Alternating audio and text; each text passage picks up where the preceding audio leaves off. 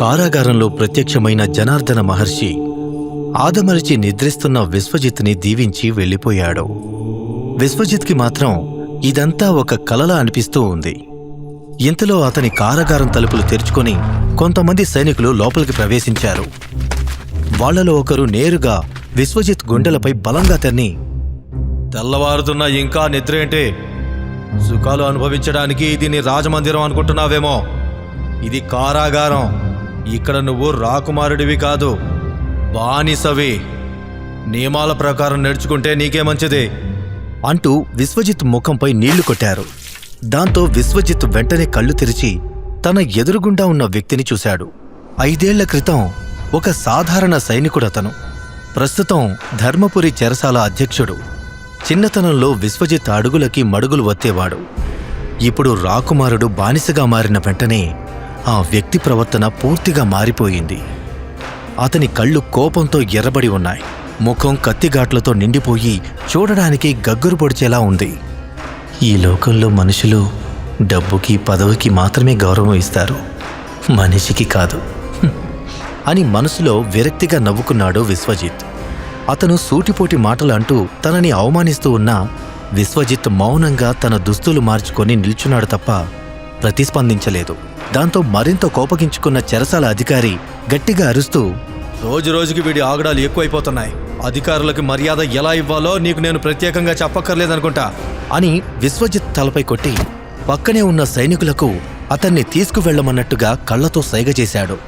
వెంటనే 4 సైనికులు విశ్వజిత్ కాళ్లకి చేతులకి సంకెళ్లు వేసి అతన్ని శిక్షణ శిబిరానికి ఈడ్చుకు వెళ్లారు.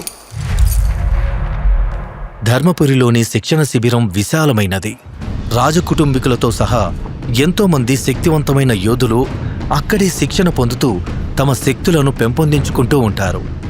శిక్షణ శిబిర ద్వారానికి 2 వైపులా పెద్ద పెద్ద రాతి స్తంభాలు, వాటిపై గర్జిస్తున్న సింహపు ప్రతిమలు చెక్కి ఉన్నాయి. వాటినే చూస్తూ శిబిరం లోపలికి అడుగుపెట్టాడు విశ్వజిత్. అక్కడ మైదానం మధ్యలో ఆకుపచ్చ దుస్తులు ధరించిన కొంతమంది విద్యార్థులు ముఖ్య ఆచార్యుని మార్గదర్శకంలో యుద్ధకళని అభ్యసిస్తూ ఉన్నారు. వీళ్లందరూ ధర్మపురి యొక్క ముఖ్య శిష్యులు. ఎన్నో కఠినమైన పరీక్షల తర్వాత వీరిని అక్కడి అధ్యాపకులు శిష్యులుగా ఎంచుకొని వారికి శిక్షణ ఇస్తూ ఉంటారు. ఇక శిబిరంలో మరోవైపు పల్చటి తోలుతో చేసిన కవచాన్ని ధరించిన కొంతమంది వ్యక్తులు నిల్చొని ఉన్నారు. వాళ్ల కాళ్ళు చేతులు సంకెళ్లతో బంధింపబడి ఉన్నాయి. ప్రతిరోజు విద్యార్థుల చేతిలో దెబ్బలు తినడం వల్ల వారి శరీరం పూర్తిగా గాయాలతో నిండిపోవడమే కాకుండా శరీరంలో ఏమాత్రం శక్తి లేకుండా పూర్తిగా నీరసించిపోయి ఉన్నారు. వీళ్లందరూ ధర్మపురిలో మరణశిక్ష విధింపబడ్డవాళ్లు కావడంతో వాళ్లని కూడా శిక్షణా సహాయకులుగా అక్కడి అధికారులు ఉపయోగిస్తూ ఉన్నారు. విశ్వజిత్ కూడా వారి పక్కన నుంచోగానే శిక్షణ శిబిరంలోని ఆచార్యుని కంఠం కంగుమంది. ఇక్కడితో మీ అందరి అభ్యాసం పూర్తయింది. ఇక మీరు మీ శక్తులను పరీక్షించుకోవడానికి శిక్షణ సహాయకుడిని ఎంచుకోండి. మీరు మనిషి శరీరంపై అభ్యాసం చేయడం వలన వారి ఎముకల నిర్మాణం మరియు వారిలోని బలహీనతలను అర్థం చేసుకొని మీ సాంకేతికతను మెరుగుపరుచుకోవచ్చు అని చెప్పాడు. వెంటనే అక్కడి శిష్యులందరూ తమ శిక్షణ సహాయకుణ్ణి ఎంచుకున్నారు. కొద్ది క్షణాలలోనే ఆ ప్రదేశం అంతా ఖైదీల ఆర్తనాదాలతో నిండిపోయింది. ఇక మిగిలింది విశ్వజిత్ ఒక్కడే. ఇంతలో విశ్వజిత్ని నేనెంచుకుంటాను అని ఒక శిష్యుడు ముందుకు రాగానే అతన్ని పక్కకు తోసేస్తూ, ఈరోజు వాడికి నా దెబ్బ రుచి చూపిస్తాను. ఎంతైనా పూర్వ యువరాజుపై అభ్యాసం చేసే అవకాశం ఎప్పుడూ రాదు అంటూ మరో శిష్యుడు పిడికిలి బిగించాడు.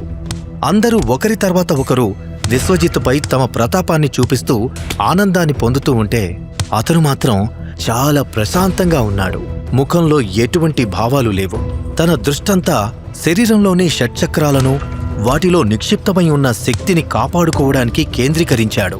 విద్యార్థులందరూ పిడికిలితో దాడి చేస్తూ ఉంటే చిన్నగా కళ్ళు మూసుకొని, నేను ఎవరికి ఎదురు తిరగకూడదు, ఎందుకంటే సప్తశక్తి ఆశ్రమంలో నా చెల్లెలు విశ్వప్రియ సురక్షితంగా ఉంది. నేను ఈ కారాగారం నుండి బయటపడే వరకు నన్ను నేను అదుపులో ఉంచుకోవాలి. అప్పుడే నా చెల్లెలికి ఎటువంటి హాని జరగదు అని మనసులో అనుకున్నాడు విశ్వజిత్. మరోవైపు అంతఃపురంలోని రాజమందిరంలో ఇందుశేఖరుడు మద్యం సేవిస్తూ ఉంటే చుట్టూ ఉన్న దాసీలు అతనికి పరిచర్యలు చేస్తూ ఉన్నారు. అప్పుడే ఒక దాసి నడు మీద చెయ్యి వేసి ఆమెను దగ్గరికి లాక్కొని తన ఒళ్ళో కూర్చోబెట్టుకుని ఆమెతో సరసాలాడుతూ ఆనందాన్ని పొందుతున్నాడు ఇందుశేఖరుడు. ఇంతలో రాజమందిరంలోకి ప్రవేశించిన సోమశేఖరుడు తన అన్నయ్యను చూసి లోపలే నవ్వుకుంటూ, అన్నయ్య, మీకోసం కొత్త దాసీలను ప్రవేశపెట్టమంటారా అని అడిగాడు. దానికి ఇందుశేఖరుడు పళ్ళు బిగిస్తూ ఏకాంతం అని గట్టిగా అరిచాడు. దాంతో అక్కడున్న దాసీలు, సేవకులు రాజమందిరాన్ని వదిలి బయటకు వెళ్ళిపోయారు. ఇందుశేఖరుని కోపాన్ని పసిగట్టిన సోమశేఖరుడు అతని ఎదురుగా కూర్చొని, మీరు దేని గురించి ఆలోచిస్తున్నారన్నయ్య? మిమ్మల్ని ఇబ్బంది పెడుతున్న ఆ విషయం ఏమిటి అని నిదానంగా అడిగాడు. విశ్వజిత్ సూర్య అని చెప్పిన ఇందుశేఖరుడు భారంగా ఊపిరి పీల్చుకుంటూ, నీ మాటలు విని వాడిని శిక్షణ సహాయకుడిగా ఉపయోగించమన్నాను. 3 నెలలు కాదు, 3 సంవత్సరాలు గడుస్తున్నా వాడు ఇంకా మన రాజ్యంలో ఊపిరి పీల్చుకుంటూనే ఉన్నాడు. వాడు ఇప్పుడు 16 ఏళ్ల బాలుడు కాదు, వయస్సుతో పాటు వాడి శక్తి కూడా పెరుగుంటుంది అనన్నాడు. వాడొక బానిసనయ్యా. గత 3 ఏళ్లుగా వాడిని మనం హింసకి గురి చేస్తూనే ఉన్నాం. పూర్వ యువరాజు అవడం వల్ల ప్రాణాలతో మిగిలిన్నాడేమో కాని వాడి శరీరం పూర్తిగా శక్తిని కోల్పోయింది. కొన ఊపిరితో జీవోత్సవంలా బతుకున్నాడంతే. మీరు వాడి గురించి ఆలోచించడం మానేసి నిశ్చింతగా ఉండండి అని ధీమాగా చెప్పాడు సోమశేఖరుడు. మరి విశ్వప్రియ సంగతేంటి? అది సప్తశక్తి ఆశ్రమంలో శిక్షణ తీసుకుంటూ ఉంది కదా. విశ్వజిత్ మన దగ్గర ఒక బానిసలా బతుకుతున్నాడని దానికి తెలిస్తే వాడిని కాపాడటానికి మనపై తిరుగుబాటు చేస్తోంది అని కసిగా చెప్పాడు ఇందుశేఖరుడు. ఏంటన్నయ్యా ఇది? నన్ను మరీ తక్కువ అంచనా వేస్తున్నారు. ఆ విశ్వప్రియ గురించి నేను ఎప్పుడో ఆలోచించాను. దాన్ని అంతం చేయడానికి ప్రణాళిక సిద్ధం చేశాను. త్వరలోనే మన పని పూర్తయిపోతుంది అని క్రూరంగా నవ్వాడు సోమశేఖరుడు. అదే సమయంలో శిక్షణా శిబిరంలో ఉన్న విద్యార్థులందరూ కలిసి విశ్వజిత్తుని కొడుతూ ఉండగా పట్టు వస్త్రాలు ధరించిన ఒక యువకుడు లోపలికి ప్రవేశించాడు. అతని వెనకాలే 4 సైనికులు కూడా ఉన్నారు. యువరాజు వేం చేశారు అన్న మాట తమ చెవున పడగానే అక్కడ ఉన్న విద్యార్థులందరూ తాము చేసే పనిని ఆపేసి యువరాజు దగ్గరికి వెళ్లి అతనిని పొగడడం మొదలుపెట్టారు. యువరాజా, మీ సాధన పూర్తయిపోయిందా అని ఒక విద్యార్థి అడగగానే, చూస్తూ ఉంటే తెలియట్లేదా, మన యువరాజు పూర్వం కంటే ఎంతో శక్తివంతంగా తయారయ్యారు. ఆయన ముఖం తేజవంతంగా వెలిగిపోతుంది అంటూ మరో విద్యార్థి యువరాజు దృష్టిని ఆకట్టుకోవడానికి ప్రయత్నించాడు. ఏదో అదృష్టం కొద్దీ మనం ఈ ధర్మపురి రాజ్యంలో జన్మించాము. మన యువరాజు చాలా శక్తివంతుడు. ఆయన స్వాధిష్టాన చక్రాన్ని కూడా జాగృతం చేసి వీరునిగా మారిపోయారు అని విద్యార్థులందరూ తమలో తాము చర్చించుకోవడం మొదలుపెట్టారు. అప్పుడే విశ్వజిత్ దృష్టి పట్టు వస్త్రాలు ధరించి ఠీవీగా నడుస్తూ వస్తున్న యువకునిపై పడింది. అతన్ని చూడగానే విశ్వజిత్ ముఖం కోపంతో ఎర్రబడింది.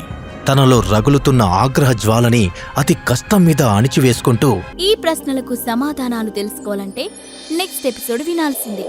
క్రింద ఇచ్చిన లింక్ ని క్లిక్ చేసి పాకెట్ ఎఫ్ఎం యాప్ ని ఇన్స్టాల్ చేసుకోండి. Stay tune to pocket FM.